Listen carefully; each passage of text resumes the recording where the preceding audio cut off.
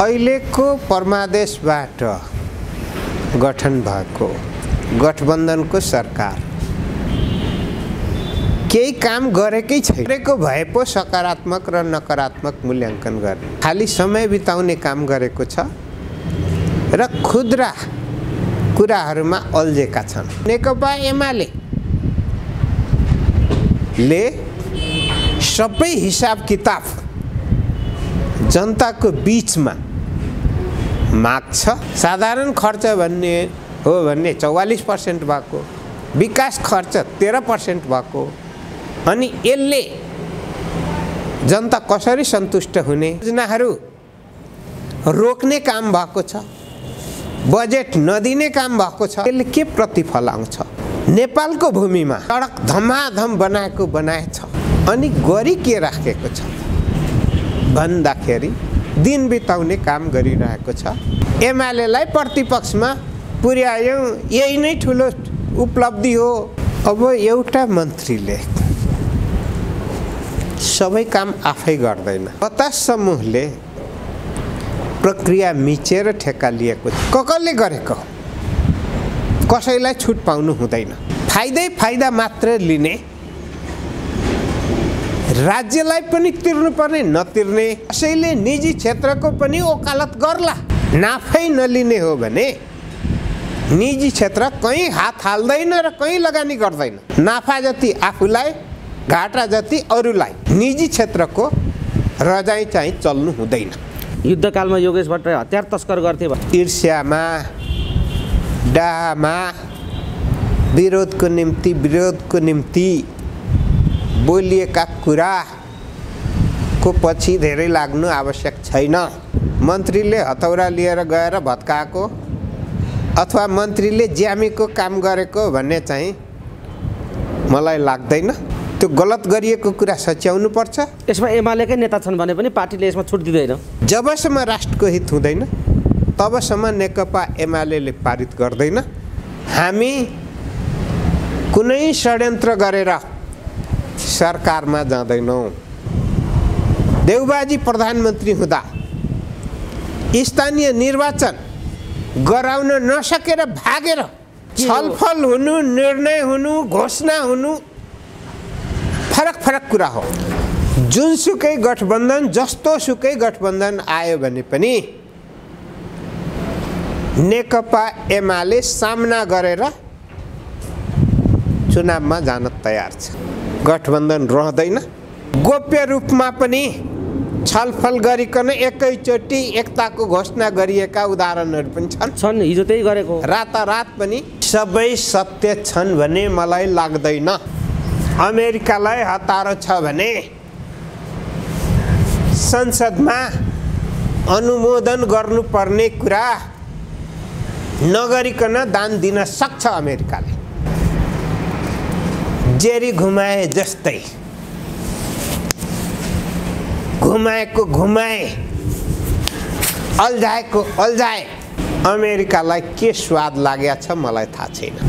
पुच्छर निमाटे छ। विविध घटनाक्रम र सन्दर्भमाथि केन्द्रित रहेर कुराकानी गर्नका निम्ति नेकपा एमालेका प्रभावशाली नेता पूर्व मन्त्री लालबाबु पण्डित हामीसँग हुनुहुन्छ। स्वागत छ यहाँलाई। धन्यवाद। पछिल्लो समय नेकपा एमाले के गर्दैछ भन्ने प्रश्न गर्नुपर्ने स्थिति भयो। किनभने नेकपा एमाले राष्ट्रिय राजनीतिमा सत्ता, प्रतिपक्ष यी भूमिकाहरू जे गर्नुपर्ने हो, प्रतिपक्षी भूमिकामा रहेर सत्तालाई गर्नुपर्ने खबरदारी जे हो, त्यसमा नेकपा एमाले अलि निष्क्रिय भए जस्तो, मौन भए जस्तो, अलि शान्त धैर्य भए जस्तो, यस्तो खालको अनुभूति नेपाली मिडियाले गरिराखेको जस्तो लाग्छ। नेकपा एमाले के गर्दैछ बताइदिनुहोस् त। नेकपा एमाले निरन्तर आफ्नो सङ्गठनलाई व्यवस्थित बनाउने काममा, अधिवेशनहरू सम्पन्न गर्ने, नेतृत्व चयन गर्ने र संसदमा आफ्ना धारणाहरूलाई निरन्तर राख्ने, जनताको बीचमा आफ्नो धारणा निरन्तर राख्ने र यो कोभिड महामारी पनि भएको बेलामा चाहिँ यसबाट सचेत हुँदै आफ्ना सम्पूर्ण गतिविधिहरूलाई चाहिँ आगामी भविष्यको निर्वाचनसँग जोडिएर केन्द्रित भएर तयारी अवस्थामा लागिरहेको छ। अहिले परमादेशबाट सरकार बनेको 6 महिना भयो। ओलीजी सत्ताबाट बहिर्गमन भइसकेपछि जसरी गठबन्धन सरकार बन्यो र त्यो गठबन्धन सरकारले आफ्नो कार्य सञ्चालन गरेको पनि 6 महिना पुरा भएको छ। देउबाजीको नेतृत्वमा गठन भएको यो सरकारको 6 महिनालाई नेकपा एमाले कसरी समीक्षा गरेको छ बताउनुहोस् त। अहिलेको परमादेशबाट गठन भएको गठबन्धनको सरकार केही काम गरेकै छैन त के मूल्याङ्कन गर्नु? गरेको भए पो सकारात्मक र नकारात्मक मूल्याङ्कन गर्ने। खाली समय बिताउने काम गरेको छ र खुद्रा कुराहरूमा अल्झेका छन् र राष्ट्रको ध्यान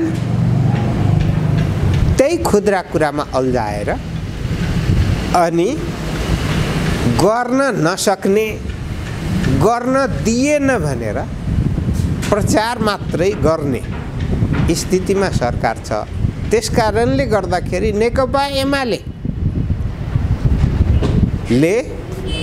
सबै हिसाब किताब जनताको बीचमा माग्छ, गरिएका अपराधहरूलाई जनताको बीचमा भण्डाफोर गर्छ र गर्नुपर्ने काम त निरन्तर सरकारलाई घचघच्याउने कुरा, सडक आन्दोलन बाहेक घचघच्याउने कुरा एक किसिमले हाम्रा माग संसदमा पनि राखेका छौँ, निरन्तर राखिरहेकै छौँ।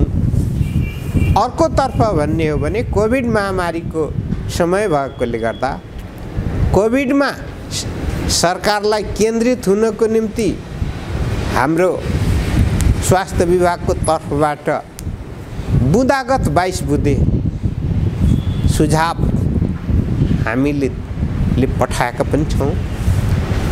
अर्कोतर्फ गठबन्धन सरकार बन्दाखेरि सरकारको प्रधानमन्त्रीले संसदमै भन्दाखेरि कोभिडलाई नियन्त्रण गर्नको निम्ति भ्याक्सिन भनेर चाहिँ प्रस्तुत भएको, अहिले सरकारको स्टकमा भ्याक्सिन प्रशस्त भएको, विगत सरकारले नै जम्मा गरिदिएको भ्याक्सिन पनि जनताको बीचमा व्यापक रूपमा पुग्न नसकेको र अहिलेको महामारीमा त झन् त्यसको तीव्रता दिनुपर्ने स्थिति छ, जीवजानको सुरक्षा गर्नुपर्ने स्थिति रहेको छ। त्यसकारणले गर्दा यसबाट पनि कति सफल कति असफल देखिन्छ। अर्को विकासको बजेट भन्नुहुन्छ भने 13% मात्रै खर्च भएको, विकासको बजेटै खर्च नभएको र साधारण तर्फ मात्रै खर्च चाहिँ भइरहेको स्थिति। साधारण खर्च भन्ने हो भने 44% भएको, विकास खर्च 13% भएको, अनि यसले जनता कसरी सन्तुष्ट हुने? नयाँ कुनै योजनाहरू सञ्चालनमा आएको छैन। पुरानो योजनाहरू जुन विगत सरकारले नै सुरु गरेका योजनाहरू रोक्ने काम भएको छ, बजेट नदिने काम भएको छ र अझै भन्ने हो भने कतिपयलाई त होल्ड गरेर राखिएको स्थिति, खारिज पनि गर्न नसकेर अगाडि बढाउन पनि नसकेर अनि त्यत्तिकै चाहिँ होल्ड गरेर राखिएको स्थिति। त्यसले के प्रतिफल आउँछ? अनि नेपालको भूमिमा भारतीय प्रधानमन्त्रीकै भनाइ अनुसार सडक धमाधम बनाएछ। सरकारले भारतलाई एउटा पत्र पनि पठाउन नसक्ने स्थितिमा कम्फर्टेबल सरकारले चाहिँ त्यति पनि हिम्मत नगर्ने हो भने सरकारले राष्ट्रियताको सवालमा पनि केही नगर्ने, जनजीविकाको सवालमा पनि केही नगर्ने, विकासको निम्ति पनि केही नगर्ने हो भने अनि गरी के राखेको छ भन्दाखेरि दिन बिताउने काम गरिरहेको छ र एमालेलाई प्रतिपक्षमा पुर्यायौँ, यही नै ठुलो उपलब्धि हो। यही उपलब्धिलाई चाहिँ लिएर जनताको बिचमा बहादुरी देखाउने कुरा त जनताले पनि हेरिरहेछन् कि षड्यन्त्र गरेर हो कि जनताको विश्वास लिएर हो बहादुरी देखाइरहे, काम गरेर हो कि ठगेर आइरहेछन् भन्ने कुरा त जनताले त भोलि प्रश्न त गर्छन्, अहिले प्रश्न गरिरहेका छन्। तर के हो भने नेकपा एमाले आफूले गरेका कामहरू पनि प्रष्ट रूपमा जनताको बिचमा भनिरहेको छ, गर्न खोजेका योजनाहरू पनि भनिरहेको छ, दीर्घकालीन योजनाहरूको बारेमा पनि आफ्नो कुरा भनिरहेको छ र अहिलेको सरकारले गर्नुपर्ने काम नगरेको कुरा पनि जनताको बिचमा भनिरहेकोले गर्दाखेरि हामी निरन्तर जनताको साथमा छौँ र कुनै पनि काम कमजोरी भएछ भने स्वीकार्न तयार छौँ, राम्रो कामको जस पनि लिन हामी तयार छौँ। पण्डितजी, तपाईँले यसो भन्दै गर्दा तपाईँ एउटा मन्त्री पनि हुनुभयो, एउटा नेता पनि हुनुभयो, एउटा राजनीतिक व्यक्तित्व हुनुहुन्छ। मन्त्रीले कसरी काम गर्नुपर्छ भन्ने एउटा अहिले प्रश्न खडा भएको छ प्रेम आलेको गतिविधिले। बतास समूह र प्रेम आले एकापसको द्वन्द्वमा उत्रिएको जस्तो अहिले मान्छेहरूले बुझिरहेका छन्। प्रेम आले राष्ट्रका निम्ति जे भनिराखेका छन्, म सेवा गरिराखेको छु जनताका निम्ति, देशका निम्ति र पार्टीको शिर उच्च बनाउनका निम्ति म काम गरिरहेको छु, यो आम हितका निम्ति मैले यो काम गरेको हो भनेर जसरी बतासमाथि लाठो लगाइराखेका छन्, के यो जायज काम भइराखेको छ? यी आलेजीको कामलाई कसरी हेर्नुहुन्छ र बतासजीको व्यावसायिक सम्झौता जो राज्यले हिजो गरेको छ त्यो कुरालाई तपाईँ कसरी लिनुहुन्छ? बतासको ठाउँबाट तपाईँले त्यो घटनालाई कसरी लिनुहुन्छ? मन्त्रीका ठाउँबाट प्रेम आलेको गतिविधिलाई कसरी लिनुहुन्छ बताउनुहोस् त। अब एउटा मन्त्रीले सबै काम आफै गर्दैन, प्रणाली मार्फत गर्छ, प्रक्रिया मार्फत गर्छ। बतास समूहले प्रक्रिया मिचेर ठेक्का लिएको छ भने, गलत गरेछ भने गलत गर्ने जो कोही पनि दण्डित हुनुपर्छ, यसमा कुनै दुई मत छैन। कमजोरी भएछ भने सच्याउनुपर्छ, अपराध भएछ भने दण्डित गर्नुपर्छ। कसले गरेको कसैलाई छुट पाउनु हुँदैन। अर्को कुरा के हो भने राज्यको सम्पत्ति वा सार्वजनिक सम्पत्ति को संरक्षण गर्नुपर्छ र त्यसबाट संस्थागत रूपमा लाभ प्राप्त हुनुपर्छ। एकतिरबाट संस्थाले लाभ पनि प्राप्त नगर्ने, सम्झौता पनि उल्लङ्घन हुने, सम्झौता गर्न जसको सम्पत्ति हो उसलाई केही उपलब्धि नहुने, तर निजी क्षेत्रले फाइदा मात्र लिने, राज्यलाई पनि तिर्नुपर्ने नतिर्ने, संस्थालाई तिर्नुपर्ने पनि नतिर्ने हो भने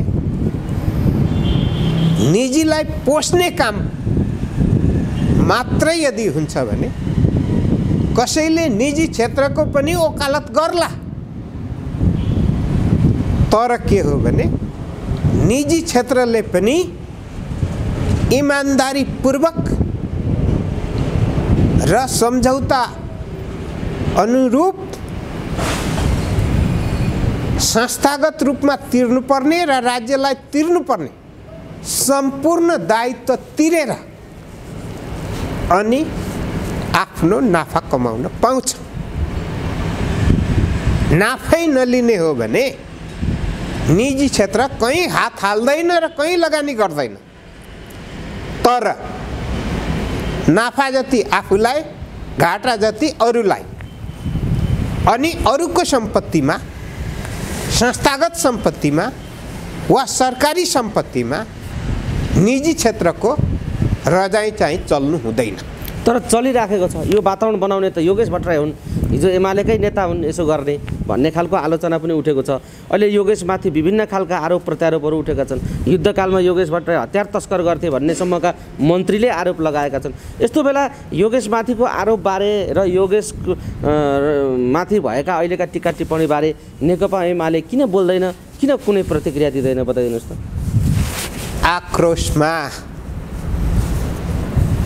ईर्ष्यामा, डाहमा, विरोधको निम्ति बोलिएका कुराको पछि धेरै लाग्नु आवश्यक छैन। यदि कुनै पनि नेताले कुनै पनि अपराध गरेका छन् भने त्यसको दण्ड गर्ने माध्यम त होला, कानुनी उपचार त होला। त्यसकारण कानुनी उपचारमा गए पुग्छ। कानुनी उपचारबाट दण्ड गरे गराए हुन्छ। तर त्यो बाटो त अख्तियार गरिएको देखिएन। जस्तो बतासलाई एउटा सम्झौता गरेर दियो, उनले पनि एउटा प्रक्रिया पुरा गरेर लिएका थिए होला। तर तिनको संरचना त्यहाँ गएर भत्काउने काम मन्त्रीले गरे। मन्त्री नै खुँडाखुकुरी लिएर उत्रेको स्थिति छ भनेपछि अब तपाईँले भनेको विधि प्रक्रियाको कुरा र मन्त्रीले गरेको कार्यशैलीको कुरा त मिलेन, मेल खाएन नि त पण्डितजी, के भन्नुहुन्छ? निरीक्षण गर्न जानु अपराध होइन। नारायणजीको त संरचनै भत्काइदिए त मन्त्रीले। संरचना निर्णयगत रूपमा भत्काइएको हो भने बतास समूह निर्णयगत रूपमा नै न्यायको निम्ति आफ्नो प्रक्रियामा जानुपर्छ। यदि बतास समूहले निर्णय प्रक्रिया मिचेर सम्झौता विपरीत संरचनाहरू बनाएको हो भने बतास समूहको भत्काइएको कुरा ठिक हुन्छ, जायज हुन्छ। र मलाई थाहा छैन मन्त्रीले हतौरा लिएर गएर भत्काएको अथवा मन्त्रीले ज्यामीको काम गरेको भन्ने चाहिँ मलाई लाग्दैन। र अब त्यसको बारेमा दिनका दिनको कुरा, हरेक सम्झौता, हरेक निर्णयहरू सबैले थाहा पाउँदैन। त्यसकारण सबैले थाहा पाएको कुरा जति हो त्यति मात्रै बोल्ने हो। त्यसकारण मैले बुझेसम्म यदि गलत निर्णयकर्ताले गरेका छन् भने त्यो गलत गरिएको कुरा सच्याउनु पर्छ। यसमा एमालेकै नेता छन् भने पनि पार्टीले यसमा छुट दिँदैन। छुट कसैले पाउनु हुँदैन। गलत कसैले गरेको छ भने त्यसलाई बर्कोले छोपेर अनि बाहिर धेरै राम्रो छ भनेर बस्नु आवश्यक छैन। तर लालछना हो भने लालछनाको निम्ति नेकपा एमालेको नेतृत्व पंक्ति प्रतिवाद गर्न तयार हुन्छ। पण्डितजी यो एउटा प्रसङ्ग भयो। अर्को प्रसङ्ग अहिले सत्तासीन पार्टी केही नेताहरूले नेकपा एमाले एमसिसीको विषयलाई सत्ता हत्याउने साधनको रूपमा उपयोग गर्न खोजेको छ, यस्तो आरोप लागेको छ एमाले पार्टीमाथि। नेकपा एमाले एमसिसीलाई हतियार बनाएर सत्ता हत्याउने दाउपेचमा एमाले लागेको हो। अब गलत बुझाइको पछाडि लाग्नु जरुरी छैन। एमसिसी सम्झौता गर्ने पनि नेकपा एमाले होइन, प्रस्ताव पठाउने पनि नेकपा एमाले होइन र नेकपा एमाले औपचारिक रूपमा चाहिँ एमसिसी पास गर्नुपर्छ भनेर निर्णय गरेका छैन। अब रह्यो सरकार अहिले गठबन्धनको छ, गठबन्धनको तर्फबाट संसदमा टेबल गरेर छलफलमा ल्याएपछि त्यो छलफलमा हामी भाग लिन्छौँ र राष्ट्रको हितमा भएसम्म पास गर्छौँ। राष्ट्रको हितमा छैन भने छलफलको क्रममा जबसम्म राष्ट्रको हित हुँदैन तबसम्म नेकपा एमाले पारित गर्दैन। एमसिसी को पछाडि सरकार प्राप्तिको निम्ति नेकपा एमाले लागेको छैन। नेकपा एमाले को अध्यक्ष एवं पूर्व प्रधानमन्त्री केपी शर्मा ओली जुबाट प्रष्ट रूपमा हाम्रो पार्टीगत रूपमा पनि प्रष्ट रूपमा हामी कुनै षड्यन्त्र गरेर सरकारमा जाँदैनौँ। हामी मूल ढोकाबाट जनविश्वासको साथ जनताको अभिमत पाएर सरकारमा जान्छौँ। त्यसै कारणले गर्दाखेरि हामी अहिले सम्पूर्ण ध्यान हाम्रो कहाँ केन्द्रित छ भन्ने हो भने संगठन निर्माण, संगठन विस्तार र आगामी निर्वाचनको तयारीमा केन्द्रित छ। त्यसकारण नेकपा एमाले कुनै पनि बेला कुनै पनि चुनावसँग सामना गर्न तयार छ।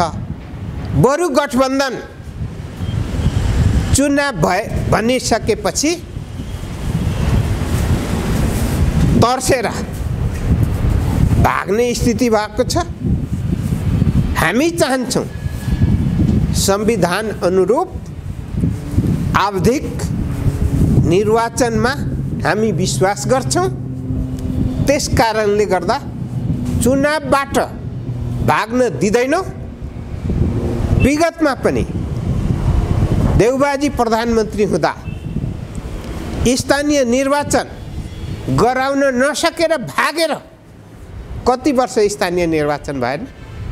अहिले त वैशाखमा गर्ने भन्ने खालको निर्णय भयो भन्ने समाचार आइराखेको छ। आज बसेको गठबन्धनले वैशाखमा स्थानीय निकायको निर्वाचन गर्ने खालको छलफल भयो भन्ने कुरा आइराखेको छ। छलफल हुनु, निर्णय हुनु, घोषणा हुनु फरक कुरा हो। यो नहुने चुनावको मिति घोषणा गरिएको हो। सरकारले निर्वाचन आयोगले प्रस्तावित गरेको चुनावको मिति मा चुनाव गर्छु, निर्वाचन आयोगलाई ल चुनावको तयारी गर्नुहोस्, मिति मन्त्री परिषदबाट घोषणा गरेर आउनुहोस् अनि विश्वास गर्छु। होइन भने चुनावको निम्ति छलफलमा गरेका छौँ, सकारात्मक छौँ। के सकारात्मक छौँ? निर्णय नहुन्जेलसम्म के सकारात्मक छौँ भने भेटघाट भएको कुरा सकारात्मक हो।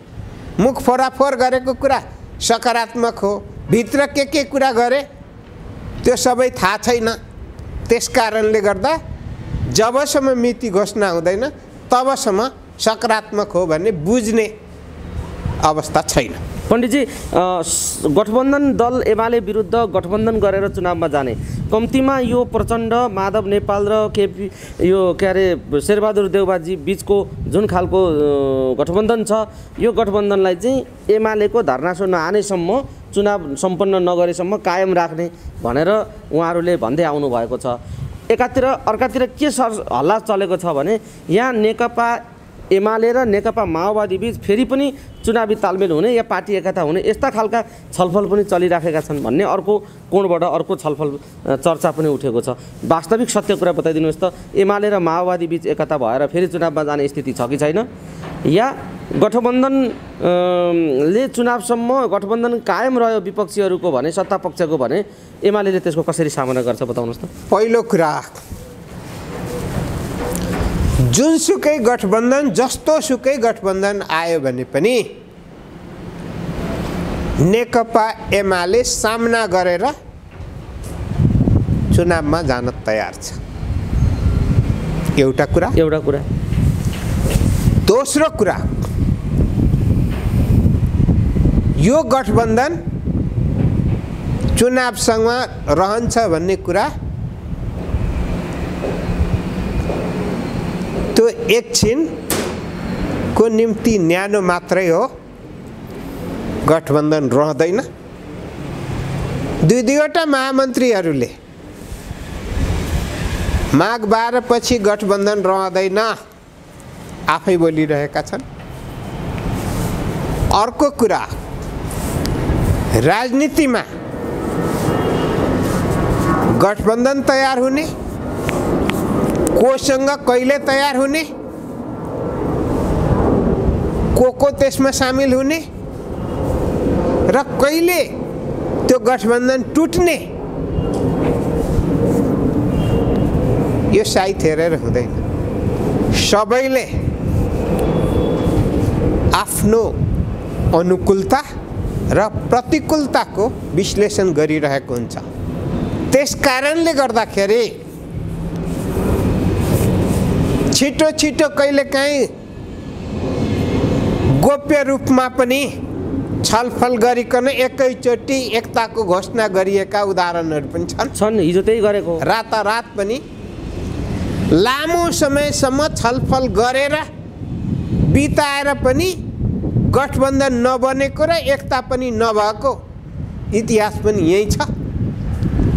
त्यस कारणले अहिले त नेकपा एमाले एक्लै पनि सामना गर्न तयार छ, जस्तो सुकै गठबन्धन बनेर आए पनि। त्यो त नेकपा एमालेको आत्मविश्वास भयो, यो आत्मविश्वास हो। र अर्को कुरा, तर गठबन्धन हामीलाई पनि तपाईहरूले केही सिट दिनुस्, तपाईहरूसँग टाँसिन चाहन्छौँ, मिसिन चाहन्छौँ, चुनावमा सहयोग लिन चाहन्छौँ, दिन चाहन्छौँ भने आउनुभयो भने चुनाव घोषणा पश्चात हामी आवश्यक छलफल गर्छौँ। कति घाटा कति नाफा, कति पवित्र कति अपवित्र, त्यसपछि तात्कालीन रूपमा गर्नुपर्ने भएकोले गर्दा आजै फलानासँग एकता गर्छौँ वा गर्दैनौँ भन्ने, वा गठबन्धन बनाउँछौँ वा बनाउँदैनौँ भन्ने अहिले चुनावै घोषणा भएको छैन। होइन, भएको छैन, तर पनि चर्चा उठेको छ। फेरि एमाले र माओवादी पार्टी बीच एकता गराइँदैछ, एकता गराउने प्रक्रिया चलिराखेको छ। विभिन्न देशी विदेशी समग्र शक्तिहरूले पनि काम गरिरहेका छन्। यी भित्रका केही नेताहरू पनि यो भूमिकामा छन् भन्ने खालको चर्चा बाहिर आइराखेको छ। यो मनोगणन्य काल्पनिक चर्चा हो, असम्भव केही पनि छैन। अब पनि माओवादीसँग एकता गरेर चुनावमा जानुभयो भने हिजो 2/3 दिँदा भएन, अब फेरि एकता गरेर जानुभयो भने किन दिने एमालेलाई, यो गठबन्धनलाई भोट किन दिने जनताले? त्यही गरेर आएर सत्तामा आएर फेरि काङ्ग्रेसलाई अध्यादेश मार्फत सरकार बनाउने भूमिका निर्वाह गरेका प्रचण्ड माधव नेपालहरूसँग फेरि एमाले मिल्ने हो भने एमाले कसैसँग गठबन्धन गर्छु भन्यो र? अहिले एमाले कुनै पार्टीसँग एकता हुन लाग्यो भनेर भन्यो र? जब भनेकै छैन भने सैद्धान्तिक रूपमा पार्टी एकता पटक पटक एकता र विभाजन भएको छ, हुन सक्छ सैद्धान्तिक रूपमा भनेको छु, तर अहिले निर्णय केही भएको छैन। तर तपाईँले बाहिर आएका हल्लाहरू काल्पनिक हुन् भन्ने त भन्न सक्नु भएन नि त। हुनसक्छ भन्ने, एकता हुनसक्छ भन्ने कुरालाई त तपाईँले निरन्तर राख्नुभयो। अहिले तात्कालीन रूपमा उठेका कुराहरू सबै सत्य छन् भन्ने मलाई लाग्दैन र चुनाव घोषणा पश्चात फेरि पनि छलफलका प्रक्रियाहरू अघि बढ्न सक्छन्। ठिक छ, तपाईँको कुरा बुझियो। अब विषयवस्तु अहिले पछिल्लो समय फेरि एमसिसीमै गएर केन्द्रित भइराखेको देखिन्छ। प्रचण्डजी र शेरबहादुर देउबाजीले एमसिसी कार्यालयलाई के पत्र लेख्नुभयो भन्ने कुरा पनि सार्वजनिक भइसकेको छ। अमेरिकाको एमसिसीका कार्यकारी प्रमुखले यो पत्रको आशय सार्वजनिक गरिदिएका छन्। हामी संसदबाट बहुमत पुर्याएर यो एमसिसी पारित गर्ने प्रतिबद्धता गर्दछौँ भन्ने पत्र प्राप्त भएको छ भन्ने कुरा अमेरिकाबाट सार्वजनिक भएको छ। उहाँहरूले त्यसरी लेख्नु भएको छ। यता संसद चल्ने स्थिति छैन, पेश गर्न सकेको स्थिति पनि छैन भनेपछि अब संसदको गतिरोध कहिले खुल्छ अनि यो एमसिसी बारे उहाँहरूले गरेको प्रतिबद्धताले कहिले निकास पाउँछ? अब चुनावसम्म पर्खेर, चुनावको परिणाम पर्खेर एमसिसी बस्ने अवस्थामा छैन भन्ने अभिव्यक्ति अमेरिकाको पनि आइराखेको छ। यो एमसिसी फेरि गाँठो पर्दैछ, तपाईँ के भन्नुहुन्छ पण्डितजी, बताइदिनुहोस् त। दान दिनलाई अमेरिकालाई हतारो छ भने संसदमा अनुमोदन गर्नुपर्ने कुरा नगरिकन दान दिन सक्छ अमेरिकाले। त्यो जेरी घुमाए जस्तै घुमाएको घुमाए, अल्झाएको अल्झाए र आफ्नो बठ्याइ देखाएको देखाए गरिराख्न अमेरिकालाई के स्वाद लागेको छ मलाई थाहा छैन। त्यो स्वाद त्यो त आफै रमाउँदै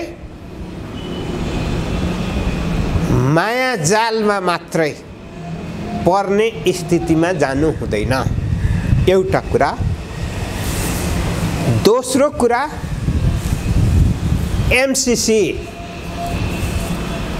माग्ने शेरबहादुर देउबाजी र पुष्पकमल दाहाल प्रचण्डजी हुनुहुन्छ। न त्यो पैसाले पुच्छर निमाटेको निमाटे छ कि मेरो कुरा जस्ताको तस्तै मान र पैसा ल्याऊ। उहाँहरू पर्ख लिन्छौँ तपाईँकै साथमा छौँ कहिलेसम्म भन्नुहुन्छ थाहा छैन, भनेको भने गर्नुहुन्छ। यसमा जबसम्म संसदमा एजेन्डा आउँदैन तबसम्म, जब हामी त्यहाँ छलफल गर्दैनौँ तबसम्म निष्कर्ष निक्लिँदैन संसदबाट भन्ने मेरो विश्वास हो। अर्कोतर्फ एमसिसीतिर फर्केर बसेको भए त हामी चुनाव भन्ने थिएनौँ नि, जनताको बिचमा जान हामी हतार गर्ने थिएनौँ नि, हामी जनताको बिचमा जान तयार छौँ भन्ने थिएनौँ नि। त्यसका हामी जनताप्रति विश्वस्त छौँ, आशावादी छौँ र जनताको विश्वासकै बाटोबाट आउँछौँ। एमसीसीको बाटोबाट सरकारमा पुग्ने होइन। होइन, त्यो एउटा पाटो हो कि मैले खालि एउटा पाटो त्यो हो। संसदको गतिरोधको कुरा तपाईँलाई अब रह्यो संसदको गतिरोधको कुरा। सभामुखज्यूले सूचना टाँस्नुहोस्, गतिरोध समाप्त। सभामुखज्यूले राजीनामा दिनुहोस्, गतिरोध समाप्त। वा त्यो मुद्दाको फैसला आओस्, गतिरोध समाप्त। तर जुन एमाले फुटाउनको निम्ति सभामुखजीले जुन अपराध गर्नुभयो त्यसको निर्कोल नभइकन नेकपा एमालेले आफ्नो कुरा संसदमा निरन्तर राख्न छोड्दैन। संसद अवरोध गरेका छैनौँ, किनभने माननीय बोल्न चाहनेले बोल्न पाउनु भएको छ, रोस्टममा मन्त्री जान पाउनु भएको छ, मन्त्रीले प्रस्ताव राख्न पाउनु भएको छ, सभामुखज्यूले फेल र पास भन्न पाउनु भएको छ। त्यसकारणले संसद अवरोध एमालेले गर्यो भन्ने कुरा होइन। संसदमा एमाले प्रमुख प्रतिपक्ष हो र आफ्नो कुरा शालीनतापूर्वक राखेको छ र निर्कोल नलागुन्जेल निरन्तर राख्छ। हस् पण्डितजी, समय दिनुभयो। यो महत्त्वपूर्ण समय र संवादका लागि यहाँलाई धेरै धेरै धन्यवाद। हस्, धन्यवाद।